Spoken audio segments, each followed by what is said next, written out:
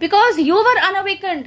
तो आपका इस बात पर विश्वास ही नहीं था कि नेगेटिव एनर्जी भी कुछ होती है। आप इस बात को मानने को तैयार ही नहीं थे कि अगर किसी की तरफ नेगेटिविटी को प्रोजेक्ट कर दिया जाए तो उसकी लाइफ पर कुछ फर्क पड़ भी सकता है, उसकी लाइफ में उथल पुथल मच भी सकती है। अभी तक अगर उसकी लाइफ में शांति का माहौल था तो उसकी लाइफ में अशांति का माहौल क्रिएट हो सकता है। अभी तक अगर उनके घर में संस्कारों का बोलबाला था, अगर हस्बैंड वाइफ से बड़ी ही प्यार से, पोलाइट वे में, बड़ी ही रिस्पेक्ट के साथ बात किया करता था, तो वह एकाएक एब्यूजिव लैंग्वेज इस्तेमाल कर सकता है, अग्रेशन बिहेवियर दिखा सकता है, शारीरिक प्रताड़ना का माहौल भी क्रिएट हो सकता है, इवन डेथ से सामना भी हो सकता है। लेकिन जब आपने इन सब चीजों को खुद पर होते हुए देखा, जागृत अवस्था में आपने इन सभी को अनुभव किया, तब जाकर आपको विश्वास हुआ कि जिस तरह पॉजिटिव एनर्जी आपके लिए काम कर रही होती है, उसी तरह नेगेटिव एनर्जी भी पावर में होती है। अब सवाल आता है, इन सब चीजों के प्रति आप अवेयर कब हुए? इन सब चीजों को समझने के प्रति आप जिज्ञासु कब हुए? कैसे आपका रुझान इन सब चीजों को समझने की तरफ हुआ? और कैसे आपको यह विश्वास हुआ कि नेगेटिव एनर्जी का भी अपना ही अस्तित्व है? बिकॉज आपने ऐसे ऐसे इंसिडेंसेस अपनी लाइफ में होते हुए देख लिए जिनकी वजह से आपको यह विश्वास हो चला कि यह कुछ और नहीं, नेगेटिव एनर्जी का प्रोजेक्शन है जो आपके ऊपर किया गया था। तकरीबन 15-20 साल से आप जिस मकान में रहते चले आए हैं, आपको कभी दुर्गंध का अनुभव नहीं हुआ, लेकिन पिछले कुछ महीनों से आपने दुर्गंध को अनुभव करना शुरू किया कि आपको सड़े गले मांस की सी स्मेल निरंतर ही आती रही। आपने आपके आसपास खड़े लोगों से भी पूछा कि क्या आपको ऐसी कोई दुर्गंध, कोई सड़न आ रही है, लेकिन जब सामने वाले बंदे से आपको यह सुनने को मिला कि उन्हें ऐसी कोई दुर्गंध प्रतीत नहीं हो रही, तब आपका दिमाग ठनक गया और आपको लगा कि ऐसा सब कुछ आपके साथ ही क्यों हो रहा है। Because we all are human beings. तो हमारी लाइफ में कुछ भी अचानक से होता है ना, तो हम एक्सेप्टेंस में नहीं होते, इवन हम घबरा रहे होते हैं कि ऐसा ही सडनली हमारे साथ क्यों हो रहा है। और जो भी संकेत हमें और आपको मिल रहे होते हैं, अब इसके बिहाफ पर हम क्या देखने जा रहे हैं, हमारी लाइफ में आगे क्या होने वाला है। तो जब आपने ऐसे ही कुछ आशंका को फील किया ना, तो आपने सीधे सीधे ईश्वर के सामने खुद को सरेंडर कर दिया। जिन भी स्थितियों का अनुभव आपको अपने लाइफ में उन दिनों हो रहा था, आपने उन सभी को उठाकर ईश्वर के सामने सरेंडर कर दिया। आपने ईश्वर से एज अ फ्रेंड बड़ी ही खुलकर बात की और जो कुछ भी आपके साथ हो रहा था वह सब कुछ आपने ईश्वर को बताया। और साथ में बड़े ही सच्ची भावना से, श्रद्धा से हाथ जोड़कर आपने अपने ईश्वर से प्रार्थना की कि अब आपकी लाइफ की झूलती नैया की पतवार डिवाइन के हाथ में है। अब आपकी लाइफ में आज के बाद से आगे जो कुछ भी होगा सब डिवाइन की इच्छा के अनुसार ही होगा। मैं अपनी तरफ की सारी डर, चिंता, फियर को सबको उठाकर मैं आपके चरणों में समर्पित करता हूँ या करती हूँ। तो जब आपने ऐसा किया ना, तभी से आपका ईश्वर के साथ एक मजबूत रिश्ता बन गया। आप क्या करते हैं लाइफ में, अपनी आई हुई किसी भी अनफेवरेबल सिचुएशन से परेशान होने के बजाय, किसी गुरु को ढूंढने के बजाय, किसी एस्ट्रोलॉजर के पास भागने के बजाय सीधे अपने ईश्वर से बात करते, अपने मन के व्यथा को, अपने मन के डर को ईश्वर के सुपुर्द कर देते। आप नहीं जानते इससे क्या हो रहा था, because you were unawakened at that time. आपके ऐसा करते ही आपके चारों तरफ डिवाइन की तरफ से भेजा हुआ एक प्रोटेक्शन का घेरा तैयार हो गया था। न केवल आपकी तरफ, आपके लव वन की तरफ, आपके बच्चों की तरफ, आपके पूरे घर परिवार के चारों तरफ डिवाइन के प्रोटेक्शन का घेरा क्रिएट कर दिया गया था।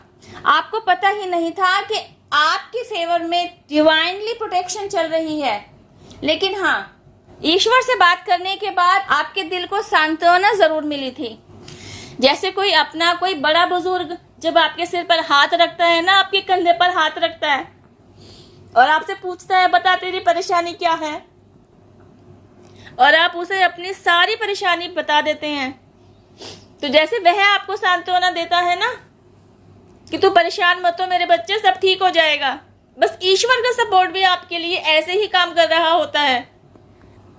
इन सब बातों का एहसास आपको तब हुआ जब आप अवेकनिंग प्रोसेस से गो थ्रू हुए। तब आपको एक एक करके यह समझ में आया कि क्या तो सिचुएशंस आपके साथ चल रही थी और उन सिचुएशन से ओवरकम कराने के लिए ईश्वर का सपोर्ट आपके साथ किस तरीके से काम कर रहा था। यहाँ तक कि आपने अपनी लाइफ में कुछ ऐसे अनुभव भी किए जिनके बारे में सोचते ही आपके आज भी रोंगटे खड़े हो जाते हैं। आपने अनुभव किया कि आपके घर के बाहर कोई बर्ड मरा पड़ा है। आपको नहीं पता था ये सब कुछ किसने किया, क्यों किया, और अब इसकी वजह से आपकी लाइफ में क्या होगा। क्योंकि आपका ईश्वर के ऊपर अटूट विश्वास रहा, आपने इस सिचुएशन को उठाकर भी ईश्वर के सामने बड़े ही सच्चे मन से और विश्वास के साथ रख दिया कि माँ, इस सिचुएशन को भी मैं आपके चरणों में समर्पित करती हूँ या करता हूँ। अब आप ही देखिए, मेरी लाइफ में जो कुछ भी हो रहा है या मेरी लाइफ में अब आगे जो कुछ भी होगा, सब आपकी इच्छा अनुसार ही होगा। कुछ टाइम बाद आपकी तबीयत खराब होने लगती है और आपको डॉक्टर के पास जाना पड़ता है। चेकअप के बाद डॉक्टर द्वारा कंफर्म कर दिया जाता है कि आपको सर्जरी की जरूरत है, और कुछ टाइम में आपकी सर्जरी हो भी जाती है। क्योंकि इस समय तक आप अवेकनिंग प्रोसेस से गो थ्रू हो चुके थे, तो आपके साथ यह जो कुछ भी हो रहा था ना, इस सिचुएशन को आप अच्छे से एनालाइज कर पा रहे थे कि आपके साथ यह सब कुछ जो हो रहा है just because of negative energy. लेकिन आपको यह भी पता चल रहा था कि इस सिचुएशन के साथ साथ डिवाइन प्लान आपके लिए काम कर रहा था। डिवाइन प्लान आपके लिए इस तरीके से काम कर रहा था कि आपको डेथ की स्टेज से बचाकर आपको कुछ टाइम की शारीरिक पीड़ा को ही सहना पड़ा। आपके द्वारा फेस की जाने वाली इस शारीरिक पीड़ा के अंदर आपके ही द्वारा कभी को अर्जित किया गया कोई पाप कर्म, जिसका फल आपके द्वारा भोगा जाना जरूरी था, जिसके तहत आपके द्वारा शारीरिक पीड़ा कष्ट को फेस किया जाना था, उस पीड़ा और उस कष्ट को इस पेन के अंदर डाल दिया गया। तो सर्जरी के दौरान जो आपने कष्ट और पीड़ा को फेस किया ना, इसके तहत आपका कोई कार्मिक अकाउंट रिलीज करा दिया गया, आपको आपके पाप कर्म से मुक्ति दिला दी गई। गाइस, डिवाइन प्लान आपके लिए इस तरीके से काम कर रहे होते हैं कि मारने वाला तो आपकी तरफ अटैक करके चला गया होता है और यह सोचता है कि उसका काम हो गया, लेकिन आपने सुना तो होगा कि मारने वाले से बचाने वाला बड़ा है, और आपको बचाने वाला कोई और नहीं, ईश्वर रहा, जिसने अपने डिवाइन प्लान के तहत न केवल आपको बचा लिया, आपका कार्मिक अकाउंट भी रिलीज करवा दिया, और जिसने आपको मारने की प्लानिंग और प्लॉटिंग की थी उसका वार खाली गया। इवन उसके खाते में बेड कर्मा क्रिएट हुआ, बिकॉज उसने जो ये हरकत की ना, इस हरकत से बेड कर्मा क्रिएट हो रहा होता है। शायद आपके दुश्मन, आपके हेटर्स, आपसे जेलसी करने वाले ये नहीं जानते कि उनके द्वारा की जाने वाली हरकत का दुष्परिणाम उन्हें क्या भोगना पड़ेगा जब उनके कर्मों का हिसाब किताब होगा। जैसे कि यह साल 2024 शनिदेव का साल है ना, तो शनिदेव द्वारा ना हम सभी को इस तरीके से फल दिया जाएगा इस साल के अंदर। इस हाथ से काम किया और उस हाथ से हमने फल रिसीव किया। जैसे होता है ना, स्कूल में सबको अलर्ट कर दिया जाता है कि प्रिंसिपल राउंड पर है, तो सभी लोग कितने चौकन्ने हो जाते हैं, शांत हो जाते हैं। कुछ शोरगुल करने वाले बच्चे होते हैं ना, वे भी शांत हो जाते हैं। क्यों? कि प्रिंसिपल राउंड पर है, पनिशमेंट मिल जाएगी। तो आपके हेटर्स को शायद ये नहीं पता कि इस साल पनिशमेंट मिलने का ही टाइम है।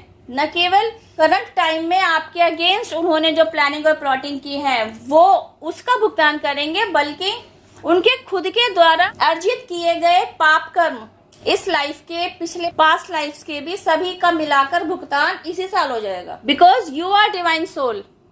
तो डिवाइन प्लान के तहत आपको संभाल लिया गया, आपको बचा लिया गया, आपको प्रोटेक्शन शील्ड प्रोवाइड की गई। गाइज, एक बात समझ लीजिए, प्रोटेक्शन शील्ड डिवाइन अपने उसी बच्चे को प्रोवाइड करते हैं जिसके अंदर प्योरिटी का वास होता है, जो पूरी तरह से प्योर होता है, क्योंकि आप में प्योरिटी का वास है। Because you are a pure soul, you are a divine soul. तो देखा डिवाइन प्लान के तहत किस तरह आपको संभाल लिया गया। ऐसे ही न जाने और कितने एग्जाम्पल्स दिए जा सकते हैं जिनसे यह पता चल रहा होता है कि आपकी डे टू डे लाइफ में जो भी परेशानियां आप फेस कर रहे हैं ना, ये आपकी नासमझी की वजह से ही आप उन परेशानियों को झेल रही हैं। कभी कभी कोई ऐसे रीजन भी हो सकते हैं जैसे कि आपकी तरफ नेगेटिव एनर्जी का प्रोजेक्शन किया जाना।